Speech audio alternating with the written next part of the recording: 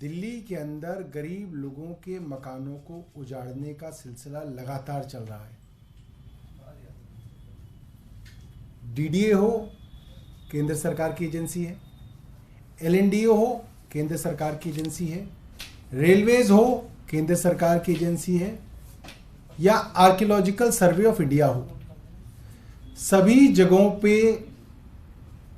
लाखों गरीब लोगों को उजाड़ने का काम इन केंद्र सरकार की एजेंसियों ने किया। और डीडीए की और एलएनडीओ की इसके अंदर बड़ी भूमिका रही, जो सीधा एलजी साहब विनय सक्सेना जी के अंडर आते हैं। अभी तक लाखों लोग बेघर हुए। जितना शोर मचना चाहिए था उन गरीब लोगों के लिए, उतना नहीं बचा। और कल पिछले 13 साल से दिल्ली में रह रहे पाकिस्तान से आए हुए हिंदू शरणार्थी सैकड़ों परिवार मजनू के टीले के साथ, जो गुरुद्वारा है उसके पड़ोस में, अपने छोटे छोटे झुग्गियों को बना के वहां रह रहे हैं।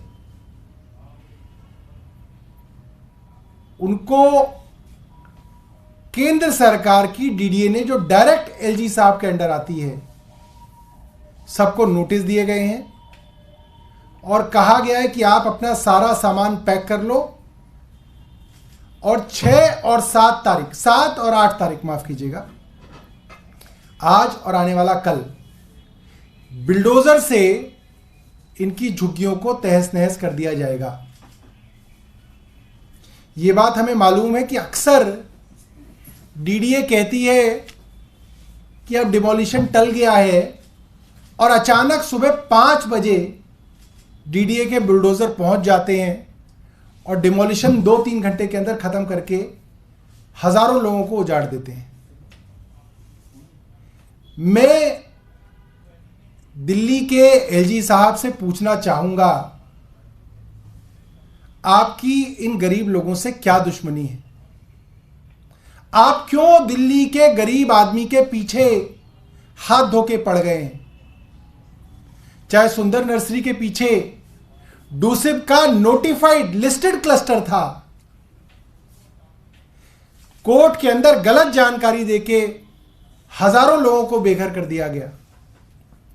मेहरौली के अंदर लिस्टेड क्लस्टर था, घोसिया कॉलोनी, कोर्ट के अंदर गलत जानकारी दी जा रही थी, उसके अंदर भी बहुत सारे लोगों को बेघर कर दिया गया।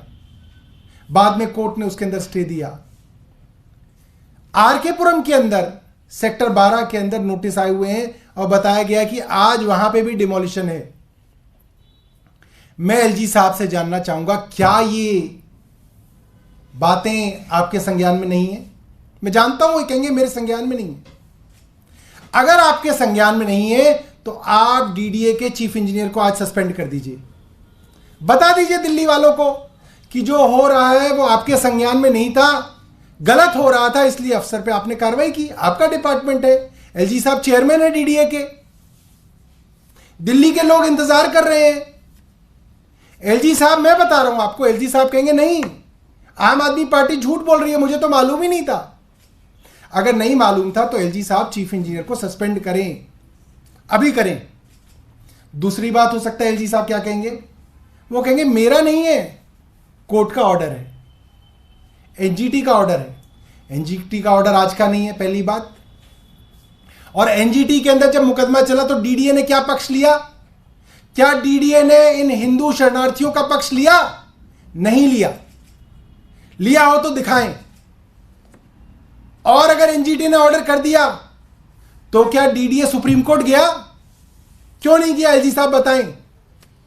साफ है, ये बेचारे वो लोग हैं जो किसी तरीके से पाकिस्तान से अपनी जान बचा के यहां पे आए हैं। वहां पे अच्छे वाले घर बाहर थे, इनके अच्छे बढ़िया नौकरियां थी, व्यवसाय थे, मगर इसलिए कि आप